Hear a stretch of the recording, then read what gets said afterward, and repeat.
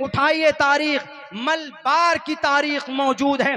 42,000 सिर्फ कलमा पढ़ने वालों को गोलियों से नहीं, गोलियों और फांसियों के फंदों पर लटका दिया था। मलबार केरला की तारीख इधर नहीं आती है। ज्यादा उस मलयालम या कन्नड़ जुबान में होने की वजह से जाकर तारीख पढ़ लीजिए, ये तारीख हमारी रही। अशफाकुल्लाह खान जब माल्टा में जा रहे थे, वहां पर सूली दी गई। उनके परिवार वालों ने आकर कहा एक मर्तबा मिल लो। उनकी शक्ल देखकर उनकी माँ और उनके वालिद रोने लगे, वालदा वालिदैन उनके रोने लगे। उनको कहा कि माँ और मेरे अब्बा रोइए मत, जिस दिन भी हमारा मुल्क आजाद होगा नाम उस दिन अशफाकुल्लाह खान का लिया जाएगा। साल में एक मर्तबा आपके बेटे का नाम लिया जाएगा। शान के साथ जिए, मुलाकात हमारी होगी मैदान मैशर के अंदर। वो अशफाकुल्लाह खान की कुर्बानी से जाकर ये देश आजाद हुआ। ऐसे देश आजाद नहीं हुआ। आज तो जनाब इस बस न मालूम वो बरसाती मेंढक की तरह कुछ लोग डुक डुक डुक डुक करते हुए आ गए कि बस आज ही हैं हम सब कुछ इस देश के, आज हम ही हैं सब कुछ। नहीं, इस देश के अंदर सबका बराबर का हक है। सबने बड़ी कुर्बानियां पेश की है, तब जाकर हमारा ये मुल्क भारत आज़ाद हुआ अंग्रेज़ों से। 200 साल की जुल्म ज़्यादती वाली हुकूमत से देश को छोड़कर अंग्रेज़ों को जाना पड़ा। लेकिन वही नफरत की बीज बोकर अंग्रेज़ चले गए। ये अंग्रेज़ चले गए लेकिन अपने कुछ लॉजिक छोड़ कर गए, और हमारे इस देश के अंदर हमारे बिरादरान वतन भी नहीं समझ पाते। हमारे कुछ नौजवान साथी उनमें भी हैं और हम में भी हैं, जो खामखा आपस में लड़ पड़ते हैं, समझते नहीं, पढ़ते नहीं, लड़ पड़ते हैं। जैसे मिसाल के तौर पर अभी पिछले साल कुछ जगहों के ऊपर में झगड़े फसादात हो गए गलतफहमी को लेकर। मैं अब वहीं पर आ रहा हूं, जो मंत्र पढ़े थे उससे रिलेटेड है। वो ये है कि नहीं मौलाना, हम लोगों ने पता क्यों वहां पर आग लगा दी, हम लोगों ने क्यों वहां पर दंगा किया। बिल्कुल नाजायज और हराम। शरी एतबार से किसी भी इंसान को तकलीफ देना ईज़ाउल मुस्लिमी नहीं। आप ईज़ाउल मुस्लिम हरामुन है, लेकिन अल मुस्लिमु मन सलिमल मुस्लिमून मिन लिसानिही व यदिही अहादीस में है, वजाहत के साथ है। अल्लाह के नबी अलैहिस्सलाम ने और आगे बढ़कर कहा, बल्कि कुरान करीम की एक आयत तो मन क़तल नफ्सन बिगैरि नफ्सिन औ फसादिन फिल अर्ज़ फकअन्नमा क़तल अन्नास जमीआ। जिसने किसी को नहीं मारा, अब उसको अगर कोई कत्ल कर रहा बिना बात के, या जमीन में कोई दंगा फसाद नहीं किया, अगर कोई किसी को मार रहा है, मासूम इंसान को मार रहा है, तो गोया वो पूरी इंसानियत को, पूरी दुनिया के इंसान का कातिल बन रहा। वमन अहया फकअन्नमा अहया अन्नास जमीआ। और जो अगर जान बचाता है, किसी की मदद करता, गोया वो सबकी मदद कर रहा है। कुरान करीम में वजाहत के साथ अल्लाह तबारक व तआला ने बयान किया। कहा कि नहीं मौलाना, हमने वहां पर इसलिए आग लगाया, वहां कुरान पढ़ाया जाता है। और आपके कुरान में पता है क्या? आपके कुरान में है या अय्युहन नबिय्यु हर्रिज़िल मुमिनीना अलल क़िताल। हे नबी, मुसलमानों से कहो वो कत्ल के ऊपर लोगों को तैयार करे। और यहाँ पर जोड़ क्या दिया जाता है? हमारे कुछ इलिटरेट पर्सन, हमारे इस देश में हिंदू भाइयों को कत्ल करने के लिए तुम लोग तलवार उठाओ। देखो तुम्हारे नबी को अल्लाह कह रहा है। ये कुरान मदरसे में पढ़ाया जाता है, इसीलिए हम मदरसा नहीं चाहते। और दूसरी जगह पर आपके कुरान में है वअइदू लहुम मस्तताअतुम मिन कुव्वा। देखिए आपके कुरान में है कि हिंदू भाई, जैन, बौद्ध, क्रिश्चियन, मुसलमान के अलावा जो भी है उन सब के लिए तैयार रहो। तुम लड़ने के लिए घोड़ों से तैयार रहो, तोप तलवार से तैयार रहो। आपके कुरान में है, देखिए। और आपके कुरान में वजाहत के साथ फ़क़्तुलुल मुशरिकीन हैसु वजदतुमुहुम, जहां पर भी काफिरों को पाओ कत्ल कर दो। ये इसको मतलब बरगला कर वो लोग कहते, हालांकि ऐसा नहीं है। सेम यही चीजें मंत्र रुद्रवो गिरीवा अशरैत पिशाचा, दूसरा मंत्र प्यारो नाम पर जाम जही, तीसरा मंत्र एव ब्रह्मा दुविशो जही, चौथा मंत्र तुवम तूर्य तरुष्यतः एन सत्यम विभाजानी। समझाता हूं मैं, कुरान करीम और मंत्र समझेंगे। हमारे हिंदू भाई अगर समझते हैं संस्कृत को और अथर्ववेद के ये श्लोक हैं, तो हम फिर कुरान करीम की इस आयत को समझाने में उनको कामयाब होंगे। हम कुरान करीम की मजबूती के लिए मंत्र नहीं पढ़ रहे हैं। देख लीजिए हमारे उलमा बैठे, हमारा कुरान मुसद्दक है, हमारे कुरान को किसी की तस्दीक की जरूरत नहीं। लेकिन कुछ बातें जो कुरान करीम की ऐसी होती है जो कुछ लोग नहीं समझते हैं, तो उनकी किताब में वो बातें मौजूद होती है। तो इसलिए हम कहते हैं कि हमारे कुरान की आयत नहीं समझ पाते आप, हदीस नहीं समझ पाते, तो ये बातें आपकी किताब में इस तरीके पर लिखी हुई, ताकि उनको आसानी से वह समझ सके। अपने कुरान के हदीस की तस्दीक के लिए नहीं पढ़ते कि नहीं जी हमें कुरान की तस्दीक करनी, हमारा कुरान खुद ही मुसद्दक है, हमारे कुरान खुद ही ऑथेंटिक है, स्ट्रॉन्ग है, किसी की तस्दीक की जरूरत नहीं। तो देखिए उनका क्या एतराज। और उनका एक एतराज है फकुलू मिम्मा गनिम तुम, देखिए आपके कुरान में है लूटो और खाओ। फकुलू मिम्मा गनिम तुम का तर्जुमा, हमने कहा कि भाई हमारे एक उस्ताद मोहतरम भेजे लिख करके देखो, इसको ज्यादा एनालाइज, बेहतर अध्ययन संस्कृत में तुम ही कर सकते हो। तो हमने देखा, उसको देखने के बाद हमने कहा ठीक कोशिश करते हैं। संस्कृत के एक एक वर्ड को देखने के बाद मिलाया, कुरान करीम की आयत को संस्कृत के वर्ड से मिला। हमने कहा कि अरे ये तो खामखा जिहालत की वजह से, इसीलिए कहा गया education is the most weapon, you can change the world by the education. इसीलिए कहा गया the primary aim of education should be, the primary aim of education is to prove in entire world, the primary aim of education is to prepare and to qualify the new generation, हमारे नई generation को।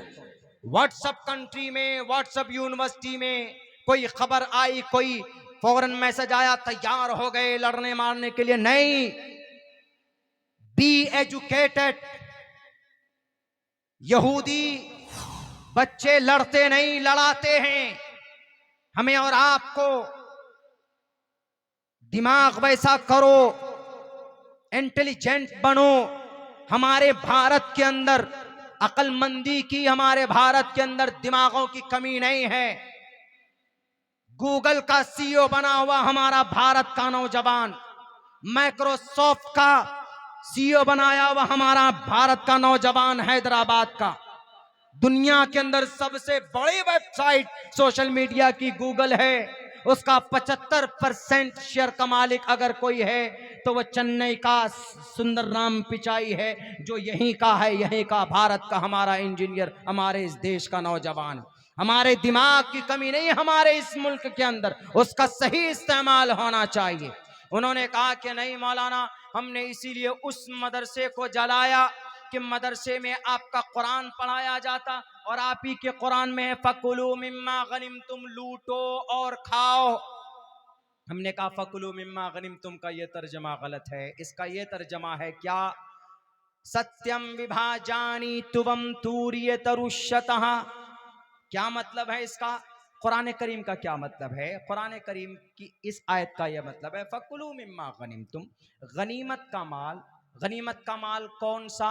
पहले जंग होती थी बादशाहों में, दो दो फरीक में, इधर इधर लड़ाई हुई, जो हार गए उनकी सारी प्रॉपर्टी, उनके जमीन, उनके आलात, उनके घोड़े, उनके ऊंट, उनकी सारी चीजें जीतने वाले, ऐसा कानून था पहले, फौरन कब्जा कर लेते थे, उनको गनीमत का माल बोलते थे। इसीलिए उनको कहा गया फकुलू, खाओ। जब तुमने उस पर कब्जा कर लिया, जीत हासिल कर ली, तो वो तुम्हारी प्रॉपर्टी हो गई, तुम उसके ऊपर कब्जा कर सकते हो, खा सकते हो। फकुलू मिम्मा गनिम तुम, ये मतलब है इसका, लूटो और खाओ नहीं।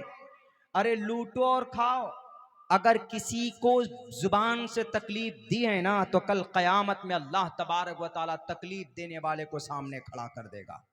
लेना माल प्रॉपर्टी तो दूर की बात है, वहां पर भी खड़ा करके कहा कि तुमको तकलीफ पहुंचाई थी, तकलीफ के बिल मुकाबिल तुम इनको नेकी दो और उनका गुनाह के सर के ऊपर डालो।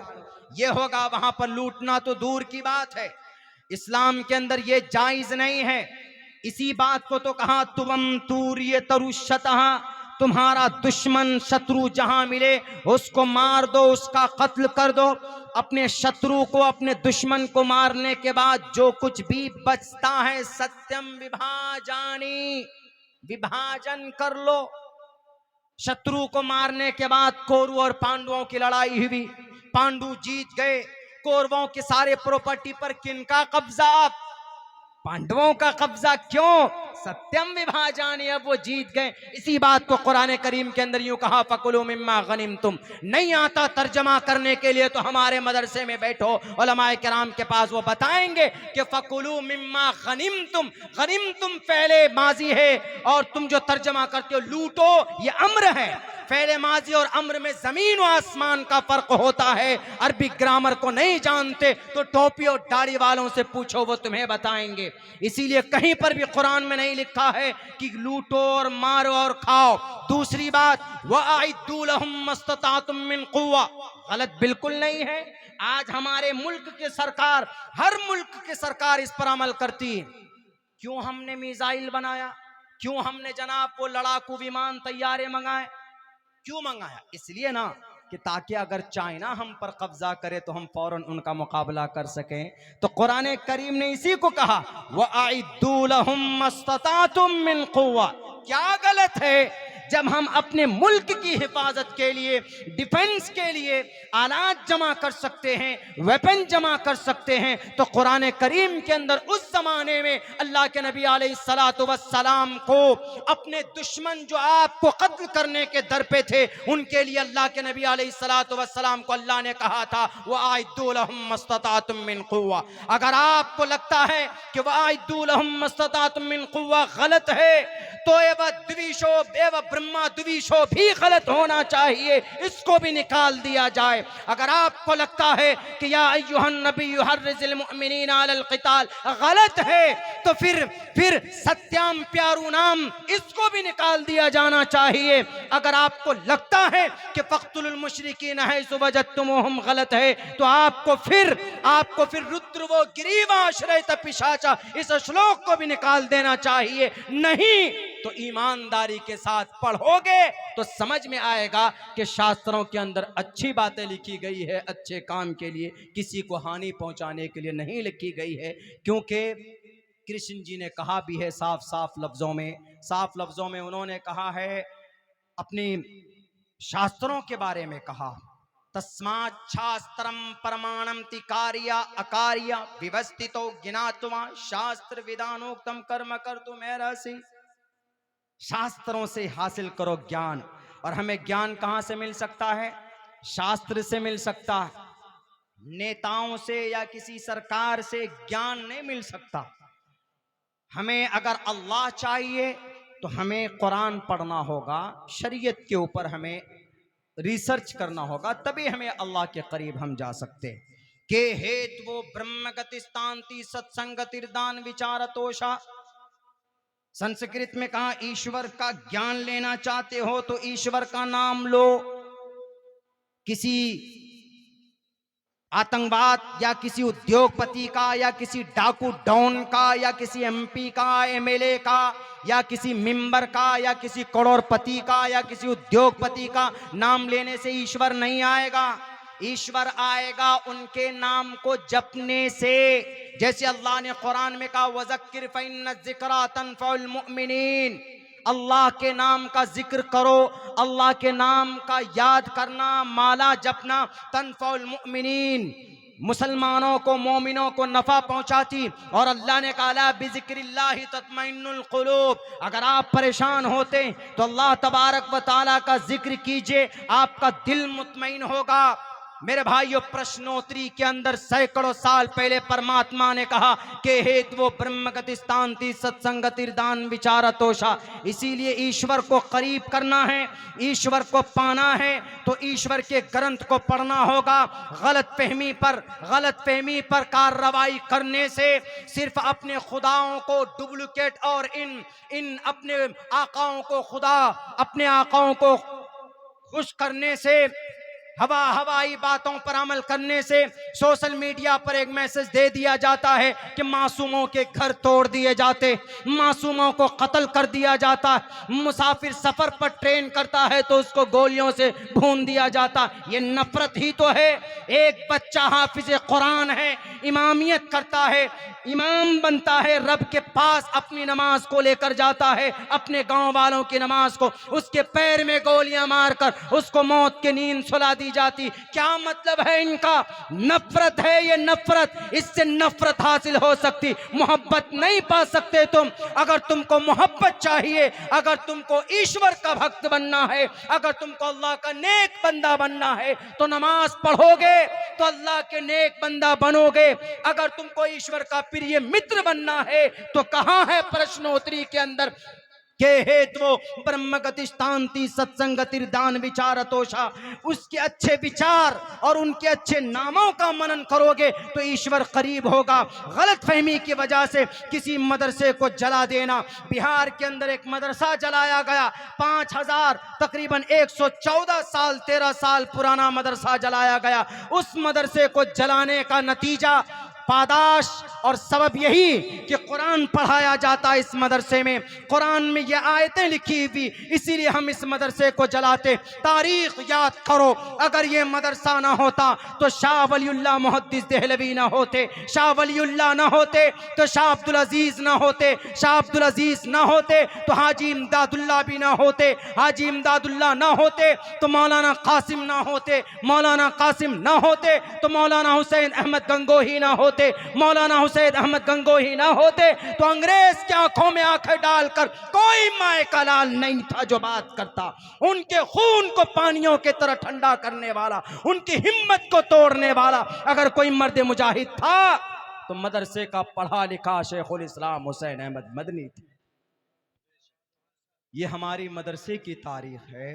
इन मदरसों की कुर्बानियों से तो हमारे देश के अंदर आज जो हम 15 अगस्त को रात से ही नहीं, एक दिन पहले से तैयारियां मनाते। मैं कल जब निकल रहा था अपने स्कूल से,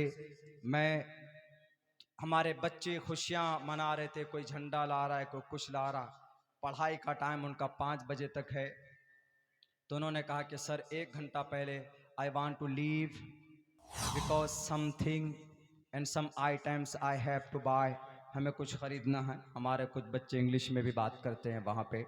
इंग्लिश लैंग्वेज सीखना गलत नहीं है। साइंस, मैथ, डॉक्टरेट बनना, बनाना, पढ़ना, पढ़ाना गलत नहीं है। मैं बारहा कहा करता हूँ, कभी हम कुरान और साइंस पर बात करेंगे तो आपको पता चलेगा। हमने किया है कई जगह के ऊपर कि कुरान और साइंस, लोग साइंस को बड़ा नाम दे देते हैं। अरे इन सब का जन्म कुरान से हुआ, कुरान से। वअल्लम आदमल अस्माअ कुल्लहा, क़यामत तक जितनी भी चीज़ें वजूद में आएंगी उन सब चीज़ों का ताल्लुक़ कुरान से, हज़रत आदम अलैहिस्सलाम से। उसके वसाइल भी, वअंज़लनल हदीद फ़ीहि बासुन शदीद, रॉकेट बनाकर इतराओ मत।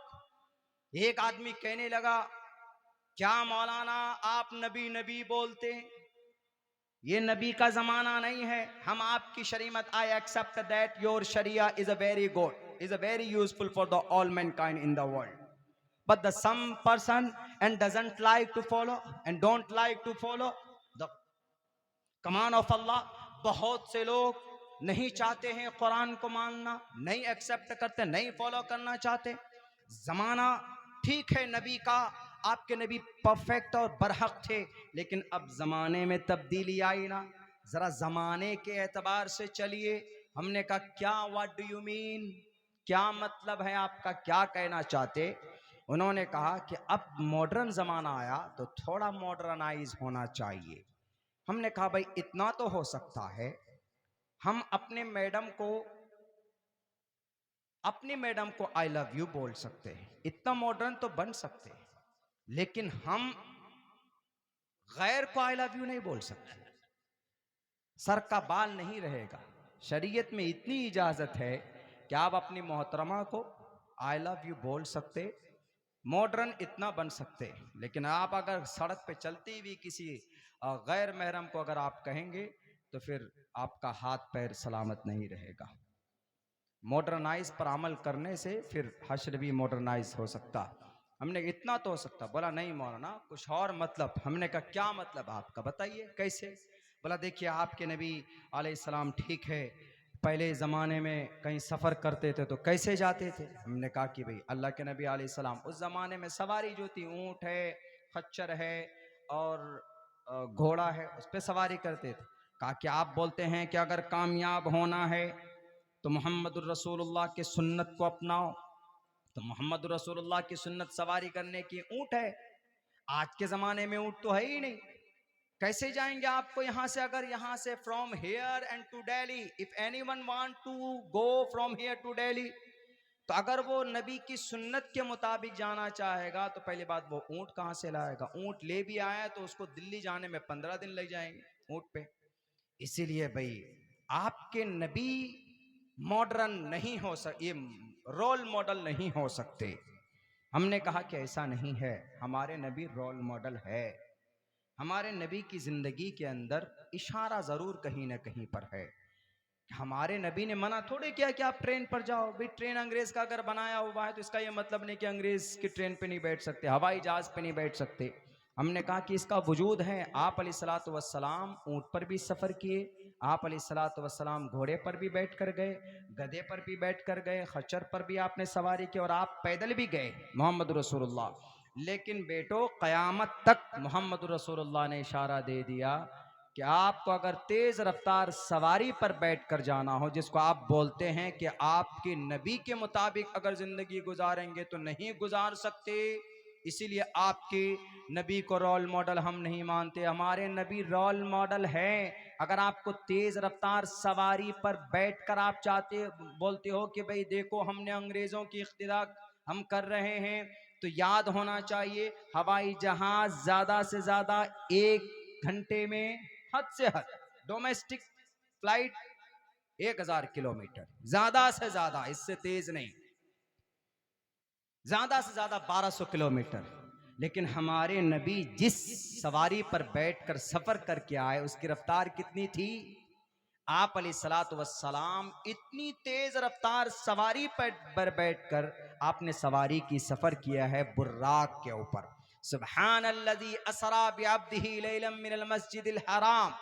हवाई जहाज बनाकर इतराते हो, वो भी तुम्हारा नहीं, अंग्रेजों का नहीं, उसका बानी बनाने वाला हुज़ैफा नामी शख्स जो 3 मर्तबा फेल हुआ, लेकिन बिल आखिर नक्शा टोटल ढांचा उसी का बनाया हुआ।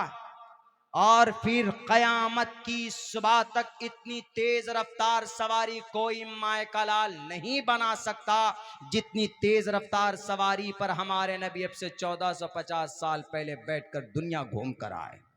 तुम ज्यादा से ज्यादा हवाई जहाज पर, रॉकेट पर बैठकर कहां जा सकते, स्पेस में जा सकते, स्पेस स्टेशन पे जा सकते, ज्यादा से ज्यादा चांद पर जा सकते हो। हमारे नबी तो चांद से भी आगे गए। पहले आसमान पर कोई गया, नबी गए। दूसरे आसमान पर कोई गया, नहीं गया, हमारे नबी गए।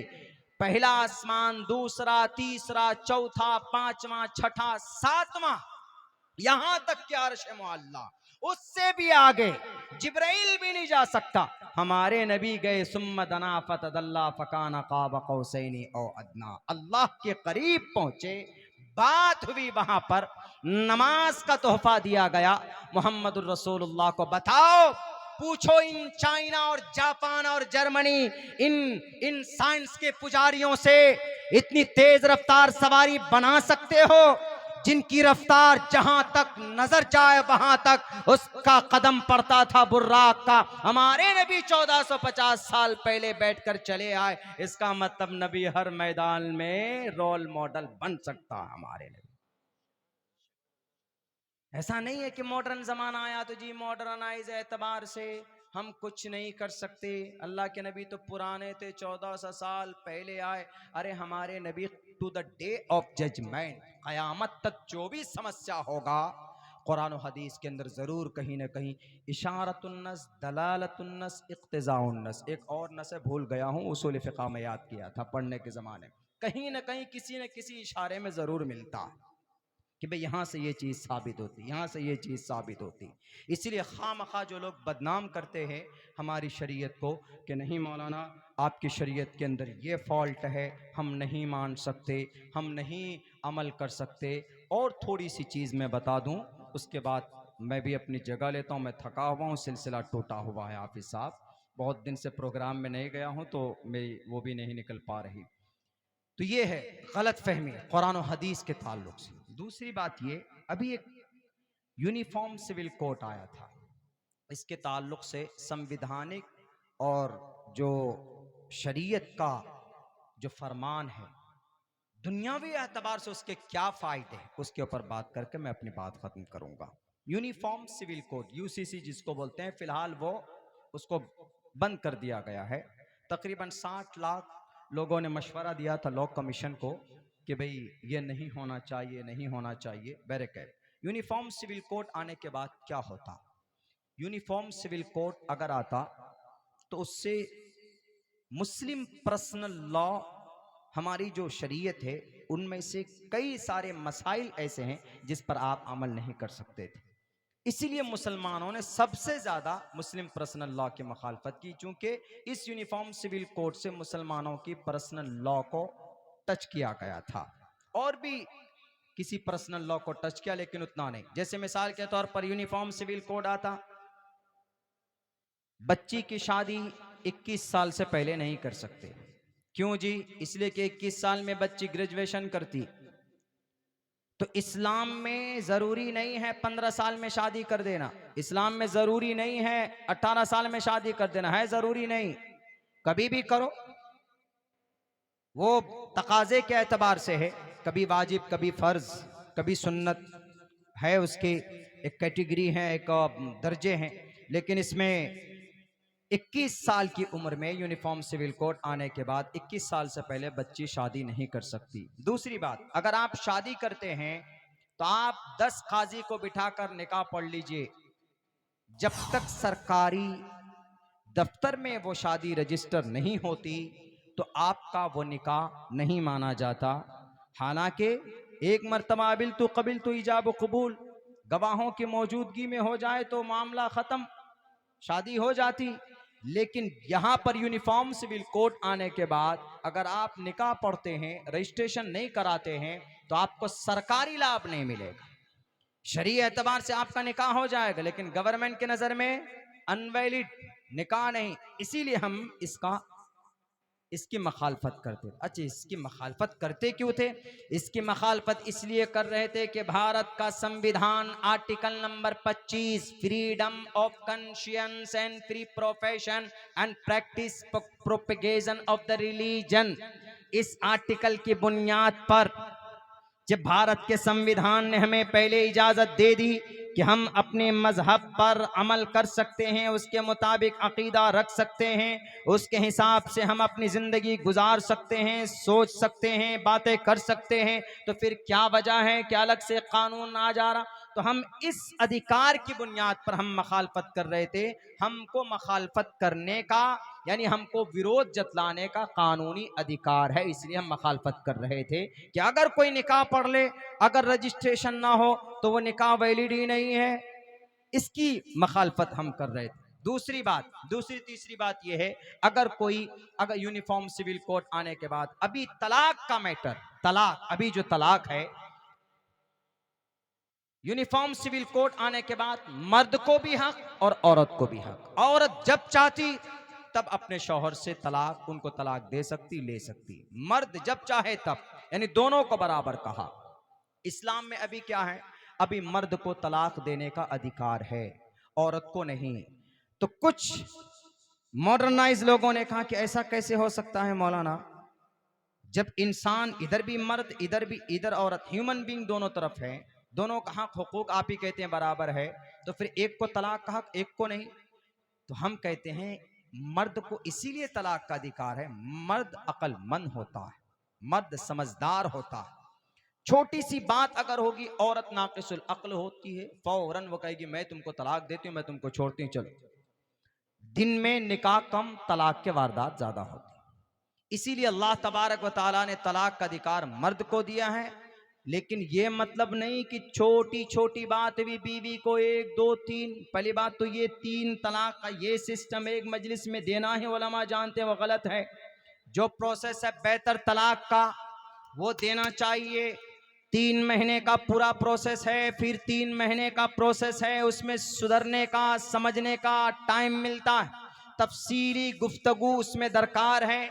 मैं सिर्फ इतना कहूंगा कि तलाक इस्लाम में जो लोग बोलते हैं कि ये औरत के ऊपर जुल्म है, औरत के हुकूक हक तलफी, गलत है। तलाक जरूरी क्रिश्चियन के अंदर, जोडाइज्म यहूदी में अगर औरत का दांत छोटा बड़ा है, दांत बाहर हैं, तो यहूदी धर्म में इतनी आसानी है, अगर कोई उससे ज्यादा खूबसूरत औरत मिल जाए तो उसको छोड़कर उससे निकाह कर लो, उसको तलाक दे दो, यानी इतनी आसानी।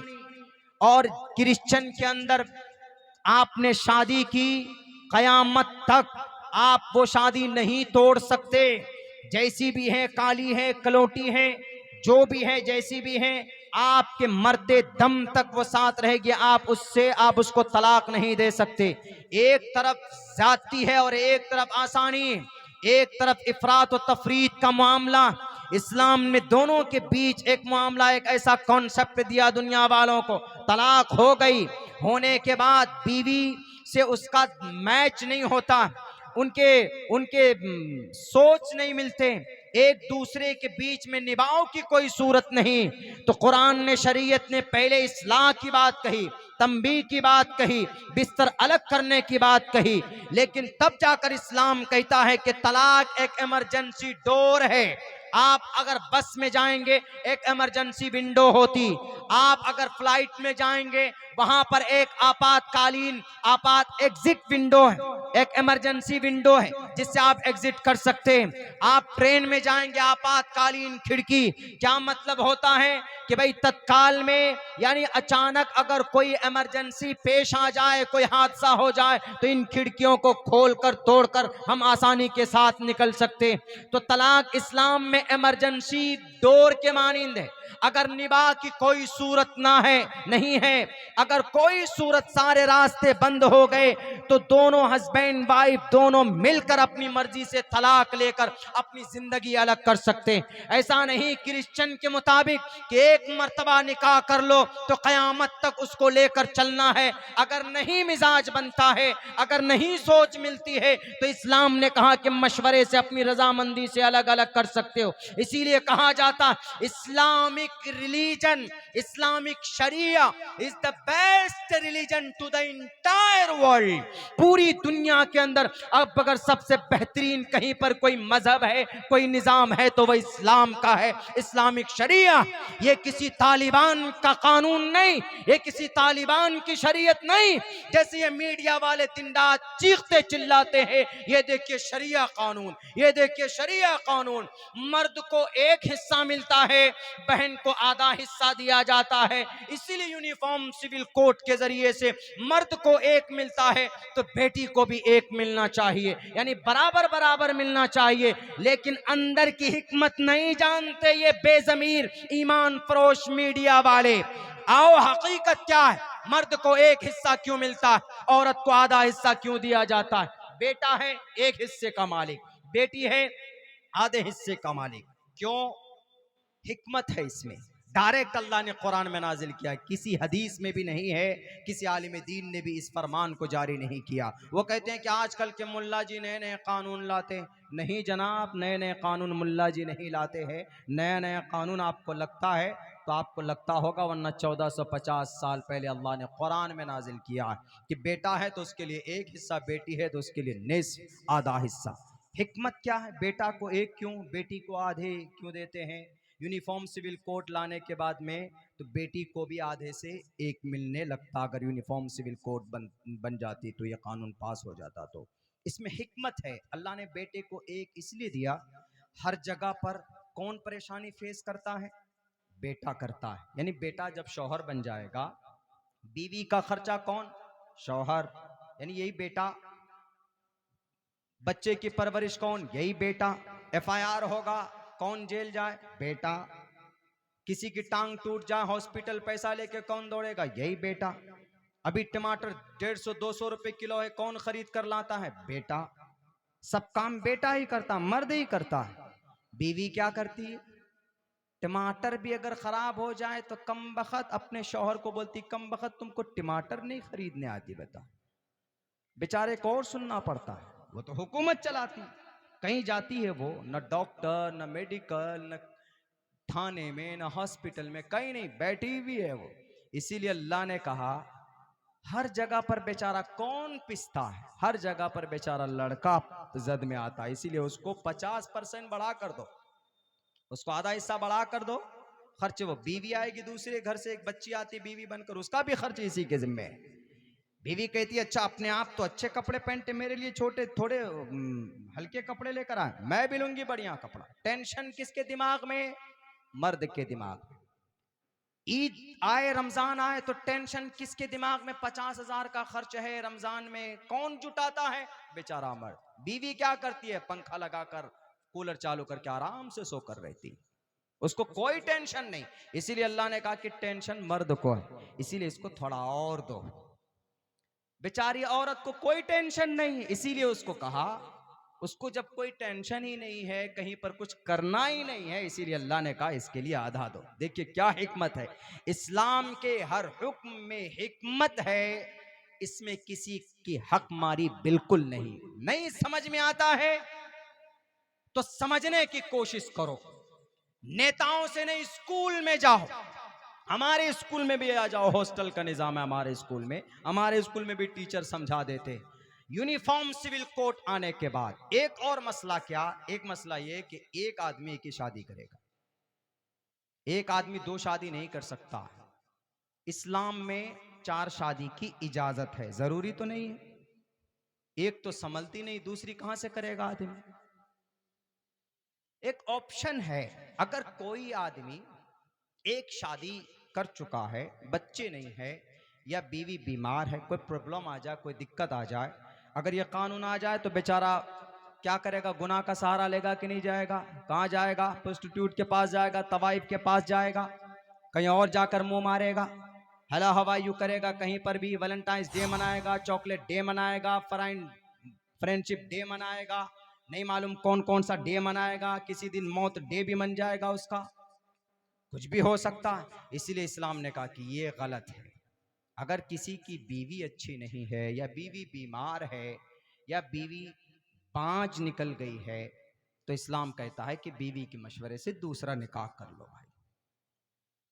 4 शादी जरूरी नहीं है, वरना जो लोग 2 शादी के पूछ लीजिए, वो दुनिया में ही जहन्नम उसको नजर आ रहा है कि नहीं आ रहा है?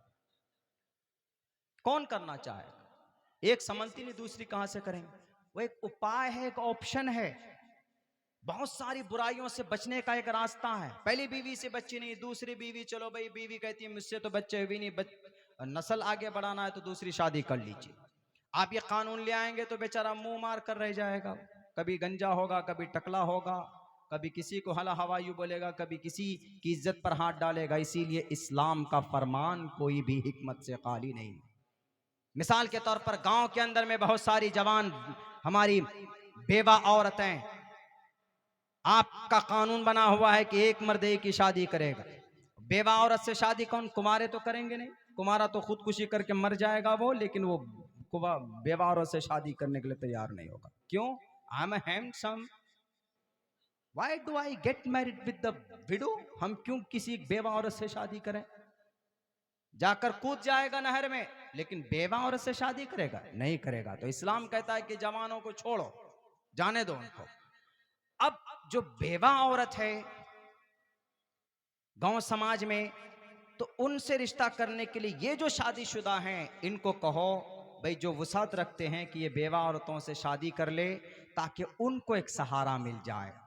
नहीं तो वो औरतें बेवा हैं, अगर जवान हैं, सेक्सुअल डिजायर पूरी करने के लिए वो पब्लिक प्रॉपर्टी बनेगी, वो नाजायज संबंध बनेगा उनका। इसीलिए अल्लाह ने इस नाजायज संबंध को रोकने के लिए, हरामकारी को रोकने के लिए 4 शादी का एक प्रावधान रखा है। जो लोग इल्जाम लगाते कि मोहम्मदुर रसूलुल्लाह ने 11 शादी की, इसलिए मुसलमानों के लिए कम से कम 4 की इजाजत दी। गलत बात। हमारे नबी औरत के ख्वाहिशमंद नहीं थे। आप अलैहिस्सलाम ने पहली शादी, पहला निकाह आप अलैहिस्सलातु वस्सलाम ने भरी जवानी में की। जो लोग अपनी गंदी जुबान से तौहीन आमेज कलिमात निकालते हैं, जरा पूछना चाहता हूं, नबी पाक अलैहिस्सलाम 25 साल की फुल जवानी में आपने अपने आलम शबाब में आपने निकाह किया। पहला निकाह, आपकी पहली शादी ख्वाजा खदीजतुल कुबरा रजी अल्लाह ताला अन्हा, जो 40-41 साल की एक मुअम्मर औरत थी। है कोई माए का लाल जो बताए कि आप अलैहिस्सलातु वस्सलाम कि मोहम्मद के अलावा भी किसी ने ऐसा किया? दुनिया के अंदर आप ऐसी तारीख नहीं बता सकते कि किसी जवान शख्स ने 2-3 मरतबा शादीशुदा रह चुकी, शादी हो चुकी, बेवा हो चुकी खदीजतुल कुबरा से आपने निकाह किया था। अगर आपको औरत की ख्वाहिश होती तो आपको उतबा, शैबा, वलीद, हंजला, मुगीरा ने कहा था कि अगर तुमको औरत चाहिए तो मोहम्मद तुम्हारे कदमों में औरतों को जोड़ने के लिए तैयार। तुम्हें अगर किसी कबीले की अगर जवान खूबसूरत बेटी चाहिए तो इशारा कर दो, या अरब के तमाम कबीलों की खूबसूरत बेटियों को तुम्हारे कदमों पे लाकर रख देते हैं। तुम जिसे चाहो रख लो, लेकिन तुम अपने मिशन को रोक लो। नबी पाक अलैहिस्सलाम ने कहा कि क़यामत तक ऐसा नहीं हो सकता। आप अलैहिस्सलाम ने 40 साल की उम्र में शादी की थी, कोई कर सकता है? आप अलैहिस्सलातु वस्सलाम ने एक सिर्फ कुमारी औरत से शादी की, बाकी 10 की 10 बीवियां आपकी कोई बेवा थी या कोई उम्र दराज थी। आपने कुमारी औरत से शादी नहीं की। जो ऐश परस्त होता है, जो आदमी औरत परस्त होता है, जो लड़की परस्त होता है, वो आदमी जाता है बैंकॉक, पटाया, थाईलैंड में जाकर अपनी हवस को मिटाता है। और जनाब उन्हें जवान औरतें चाहिए, उन्हें उन्हें उन्हें 20-25 साल, 16 साल से 25 साल की वो औरतें चाहिए, जवान बिल्कुल, जिनके अंदर शबाब हो, उनसे अपनी ख्वाहिश पूरी करता है। नबी पाक अलैहिस्सलाम ने तो 25 साल की उम्र में एक 42-40 साल की उम्र रसीदा औरत से आपने निकाह किया। आपके निकाह करने का पैगाम औरत परस्ती नहीं था, बल्कि आप अलैहिस्सलाम ने 11 शादियां की। उसका एक मकसद है कि आप अलैहिस्सलाम ने ये निकाह देकर पैगाम देना चाहा कि नौजवानों, अगर जवानी में किसी 40 साल की औरत से तुम्हारा निकाह होने वाला हो तो घबराना मत, मेरा खदीजतुल कुबरा का निकाह देख लेना। अगर कोई 40 साल 50 साल का अगर कोई मुअम्मर शख्स अगर किसी 9 साल बालिग बच्ची से, उस वक्त 9 साल बालिग उम्र ज्यादा वहां पर अरब के उस इलाके के अंदर में बालिगा हो जाया करती थी। यहाँ के हिसाब से बोलता हूं, अगर 50 साल का कोई मुअम्मर आदमी अगर कोई 18 साल की औरत से निकाह करना चाहे और वो डरे कि कर सकते हैं कि नहीं कर सकते हैं, शरीयत की रोशनी में अगर उसको देखना हो तो अल्लाह के नबी फरमाते हैं तो हमारा निकाह और अम्मा आयशा के निकाह को देख लेना, तुम कभी कदम पीछे मत बढ़ाना। अगर कोई गरीब औरत सामने आ जाए तो क्या हम निकाह कर सकते हैं? मोहम्मदुर रसूलुल्लाह का निकाह एक आप अलैहिस्सलाम की गरीब औरत से मोहम्मदुर रसूलुल्लाह सल्लल्लाहु अलैहि वसल्लम का निकाह हुआ। उम्र रसीदा, बहुत ज्यादा उम्र या ऊंचे खानदान की है, लड़का ठंडे मिजाज का है, औरत बहुत ज्यादा गर्म है, बहुत ज्यादा दिमाग तेज है, बहुत ज्यादा यानी उनके अंदर अनानियत है। खानदान के एतबार से निकाह कर सकते हैं। अल्लाह के नबी फरमाते हैं कि हमारा निकाह उम्मे सलमा का निकाह देख लेना, जैनब का निकाह देख लेना, जवेरिया का निकाह देख लेना, सौदा का निकाह देख लेना, क्योंकि ये निकाह एग्जाम्पल है for the Mankind of the world. दुनिया वालों के लिए, या ऐश के लिए नहीं है, ऐश प्रस्ती के लिए नहीं, कोई ना कोई हिकमत है। बस अल्लाह से दुआ कीजिए कि अल्लाह तबारक व ताला हमारी शरीयत की बातें सबको समझा दे। मेरे भाइयों, हमें जहाँ तक होना चाहिए हम अपनी शरीयत पर अमल की कोशिश करें, खुसूसन नौजवानों, तारीख की बहुत सारी बातें आपको भी बताई गई।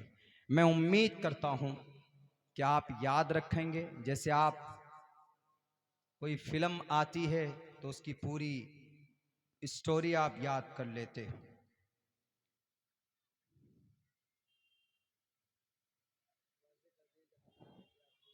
अच्छा अच्छा अच्छा।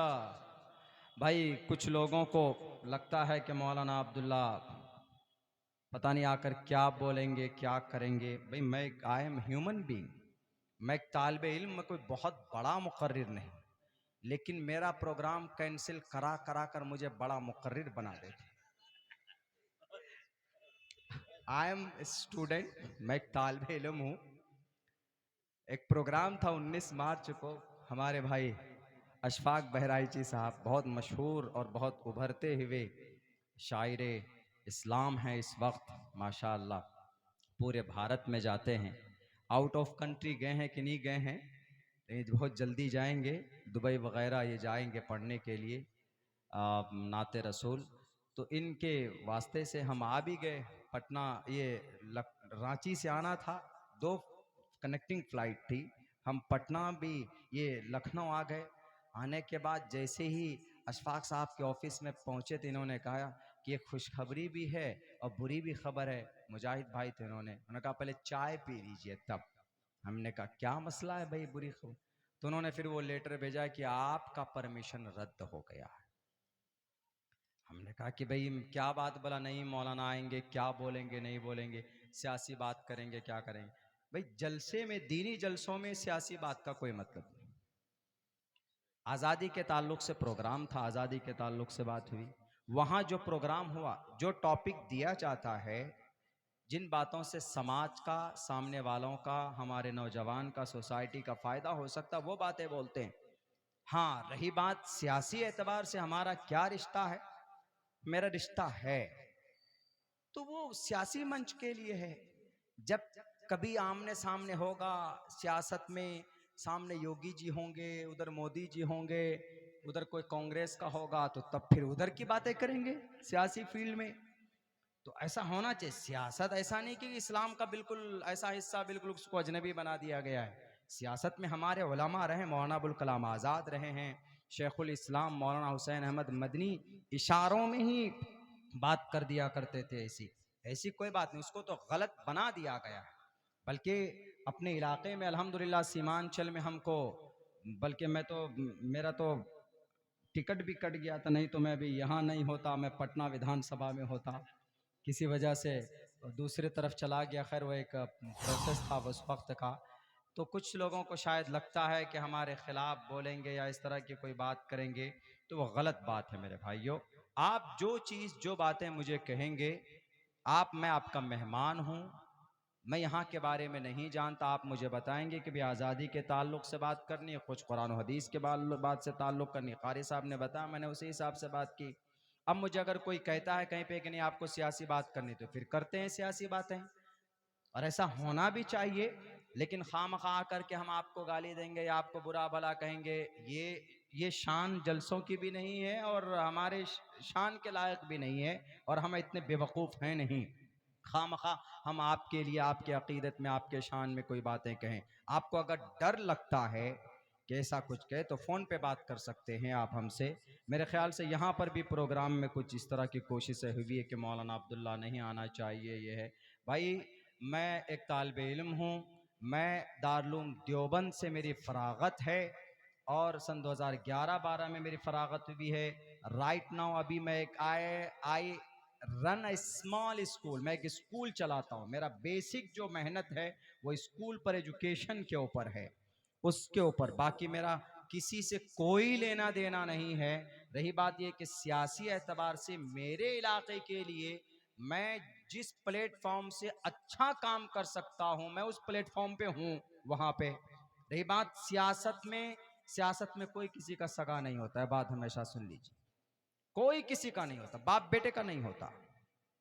माँ बेटे को मरवा देती, बाप बेटे को मरवा देता। सियासत एक अलग है, वो फील अलग है। सरकारें गिर जाती है जनाब, बनी बनाई सरकार।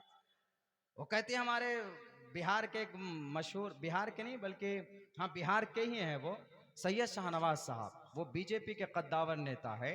वो एक, तो वो क्या बोले, अभी जो बिहार में सरकार गिर गई, वो क्या बोले, मैं दिल्ली से बैठा मंत्री था हवाई जहाज में, 1.5 घंटे में पटना में उतरा हूं, तो मैं मंत्री ही नहीं हूं जब उतरा हूं।